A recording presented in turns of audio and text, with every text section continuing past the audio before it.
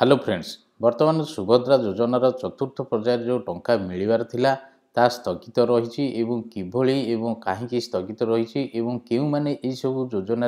आउ अधिकृत हो पारे सामिल हो पारे से जो मानक टंका न मिली किभली भाव में टंका मिल कही रखुची यही जो गाइडलाइन वर्तमान नुआ आसी उपमुख्यमंत्री प्रभात परिड़ा ये गाइडलाइन को सूचना देइछन्ति एवं कौन सब सूचना देइछन्ति ता मध्ये म आपण मानको फ्रेंड्स कहूची देखंतु शुणंतु एवं जानतु मध्ये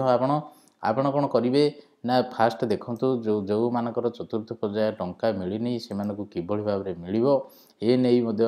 राज्य सरकार तरफ गोटे घोषणानामा करा जायछि जो मानकर चतुर्थ पर्याय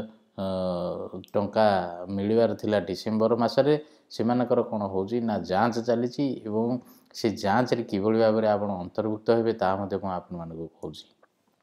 फ्रेंड्स देखंतु एठारे रहिला स्थगित रहिला चतुर्थ पर्याय सुभद्रा टंका एवं एई जो न्यूज टी कनक न्यूज मध्ये करिछि एवं सुभद्रा पोर्टाल रे मध्ये नैछि एवं राज्य सरकार तरफ मध्ये घोषणा करा जायछि फ्रेंड्स देखंतु फास्ट देखिदेले ना सुभद्रा योजना को नहीं उपमुख्यमंत्री सूचना कौन रही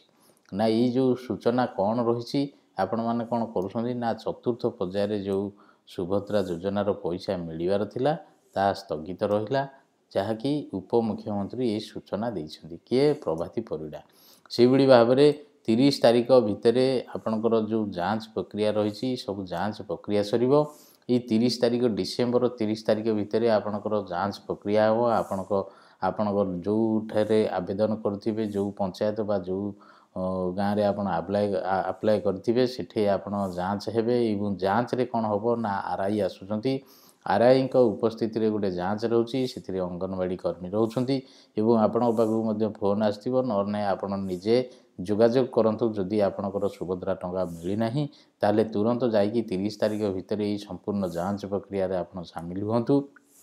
एवं संपूर्ण जांच पर तारीख घोषणा करा जिवो ये जो 30 तारिख पर जांच हो गला तापर जाइकी गोटे तारीख घोषणा करा जिवो जे केबेकू यही सुभद्रा टंका मिलुची फ्रेंड्स से भाव में देखंतु जो माने जो हिताधिकारी प्राय हिताधिकारी महिला कौन होती ना 5 एकर जमीरु अधिका थिबा परिवार को कौन करा जायछि ना बाद दिया जायछि जो मानकर सब 5 एकर जमी अछि से मानकु एई सब योजना रु बाद दिया जायछि एवं जदि आपण एई सब योजना रे अंतर्भुक्त हेबाकु चाहुछथि ताले आपण सुभद्रा पोर्टाल बा ब्लॉक ऑफिस रे अभियोग जणातु जो माने रहिछन्ति ब्लॉक ऑफिस बा सुभद्रा पोर्टाल रे आपण अभियोग करि परिबे एवं ये अभियोग आधार रे आपणकर कोन होबो आउ थरे वेरिफिकेशन हेबो एवं वेरिफिकेशन हैला परे आपण सुभद्रा योजना रे अंतर्भुक्त होई परिबे ताले आपणकर कोन होची ना निकटस्थ स्कूल बा अंगनवाड़ी केंद्र रे आपण आरआई को उपस्थिति रे आपणकर जांच करा जाउची एवं से जांच रे आपणकर बायोमेट्रिक निया जाउची एवं फोटो निया जाउची एवं से बळी भाव रे जदि आपण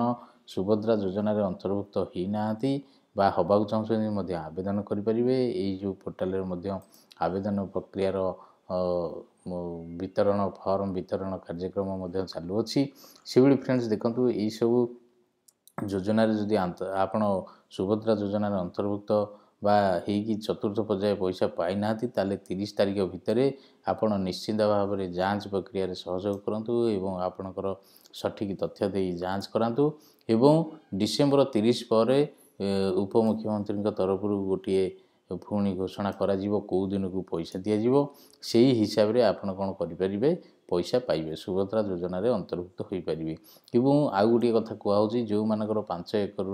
जमी अछि से माने मध्ये बाद पड़छन्ती एवं एई जो सुभद्रा पोर्टाल रे आपण जदि ब्लॉक ऑफिस रे आपण जोगाजोग करिवे आपणकर नामटी सठिक भाव रे जांच होई परिबो एवं सठिक भाव रे रहि परिबो फ्रेंड्स आपण माने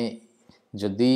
आपण माने सुभद्रा पोर्टाल रे आउ कोन देखिबा चाहछन्ती बा अभियोग करिया चाहछन्ती बा योग्यता मानदंड एवं आवेदनकारी को दायित्व आवेदन प्रक्रिया एवं से भली भाव रे जदि आपणकर कोन अभियोग रही एटा को मध्ये जाई कि आपण देई परिबे